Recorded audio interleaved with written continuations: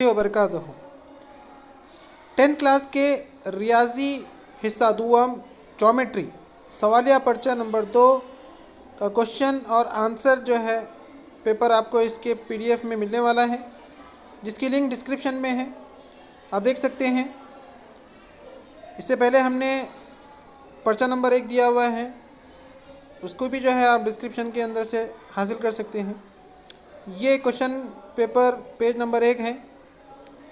Page number 2 इसको जो है डाउनलोड कीजिए और हल कीजिए, साथ ही आपको इसके जवाब भी मिलने वाले हैं। ये पेज नंबर 3, पेज नंबर 4। उसके बाद जो है यहाँ से जवाब पेपर शुरू हो रहा है, आप इसे सॉल्व कीजिए और इसे डाउनलोड कीजिए। लिंक डिस्क्रिप्शन में है। लाइक, सब्सक्राइब, शेयर करें और बताइए आपको कौन कौन से जो है पीडीएफ चाहिए या वीडियोस जो है आपको चाहिए, कमेंट बॉक्स में ज़रूर कमेंट करें। जज़ाकल्लाह।